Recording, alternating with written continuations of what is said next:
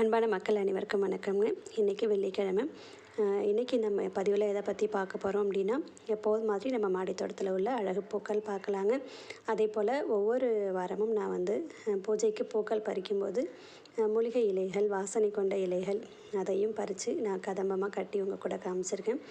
என்னுடைய தோட்டத்தில் உள்ள வாசனை கொண்ட மூலிகைகள் எதெல்லாம் இருக்குது, அதை எளிமையாக எப்படி வளர்க்கலாம் அப்படிங்கிறத இந்த பதிவில் உங்கள் கூட நான் பகிர்ந்துக்கிறேன்.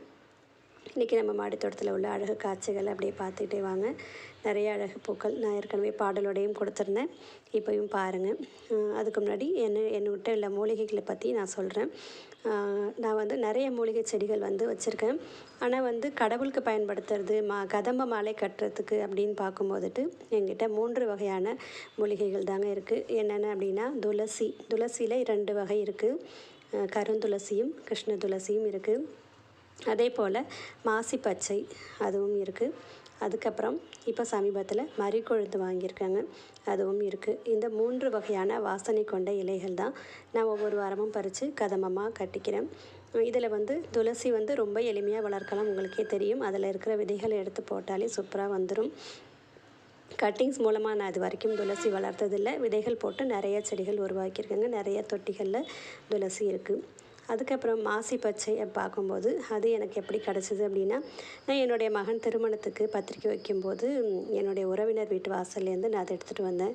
ஆக்சுவலாக அப்போ நான் ஜெவந்தி பூச்செடின்னு நினச்சி எடுத்துகிட்டு வந்தேங்க. ஆனால் அதுக்கப்புறம் தான் தெரிஞ்சுது அது மாசி பச்சை, ஒரு வாசனை கொண்ட இலை கதம்பத்தில் கட்டுறதுன்னு தெரிஞ்சுக்கிட்டு, அதுக்கப்புறம் அதை நிறைய தொட்டிகளில் கட் பண்ணி கிளையை உடச்சி வச்சு நிறைய தொட்டிகளில் உருவாக்கிட்டேன். அதை காமிக்கிறேன் வரும்போதுட்டு. நீ ஃபஸ்ட்டு இந்த அழகை பார்த்துக்கிட்டே இருங்க. அது வரும்போதுட்டு இந்த காய்ச்சல் வரும்போது அது எந்த இலைங்கிறத உங்கள் கூட பகிர்றேன். இதுக்கு முன்னாடி தனிப்பதிவும் கூட கொடுத்துருக்கேங்க மாசி பச்சை பற்றிட்டு. மாசி மாதத்தில் அதோடைய வளர்ச்சி நல்லாயிருக்குங்கனாலேயே அதுக்கு மாசி பச்சைன்னு பேர் அப்படின்னு சொல்லியிருக்காங்க. இப்போ பார்க்குறது துளசி பார்க்குறீங்க. இது தாங்க மாசி பச்சை. பார்க்கும்போது கொத்தமல்லி மாதிரியும் கூட இருக்கும். இது கிளையை கிடச்சாலே நீங்கள் எடுத்துகிட்டு வைங்க. இன்னொரு விஷயம் சொல்கிறேன், நீங்கள் கதம்பம் கடவுளுக்கு பூ வாங்குவீங்க இல்லையா கடையில், அப்போ அதில் கூட நீங்கள் அதில் ஒரு இலையோட ஒரு கிளை லைட்டாக சின்ன கிளையும் அதில் இருக்கும், அவங்க வச்சு கட்டியிருக்கும்போது அதை கூட நீங்கள் எடுத்து கொஞ்சம் நேரம் தண்ணியில் போட்டு வச்சுட்டு நீங்கள் மண்ணில் ஊனி பாருங்கள். ஏன்னா இதெல்லாம் கட்டிங்ஸ் மூலமாக ரொம்ப சூப்பராக வருதுங்க.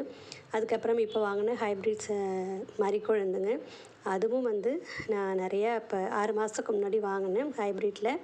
அதுவும் கட்டிங்ஸ்லேயும் வச்சுருக்கேங்க இன்னொரு தொட்டியில், நல்லா வந்துட்டுருக்கு. அதனால் இது போல் வாசனை கொண்ட மூலிகை இலைகள் ரொம்ப எளிமையாக நீங்கள் கட்டிங்ஸ் கிடச்சா கூட வாங்கி வளர்க்கலாம். இன்றைக்கி நம்ம மாடித்தோட்டத்துலேருந்து கிடச்ச பூக்களையும் மாலை கட்டியிருக்கேன். அதுக்கப்புறம் கதம்ப மாலையும் கட்டி நம்ம வீட்டில் உள்ள அம்மனுக்கும் சிவனுக்கும் போட்டு அழகாக பார்த்துருக்கேன். எப்படி இருக்குதுன்னு சொல்லுங்கள். இந்த பதிவு பிடிச்சிருந்ததுன்னா நம்ம சேனலோட தொடர்ந்து எனக்கு இணைஞ்சிருந்து சப்போர்ட் பண்ணுங்கள். கடவுளுடைய அருளாலையும் உங்களுடைய அன்பாலையும் நம்ம சேனல் நல்ல முறையில் வளரணும்னு சொல்லிவிட்டு நான் கடவுளை வேண்டிக்கிறேன், உங்கள்கிட்டையும் கேட்டுக்கிறேன்.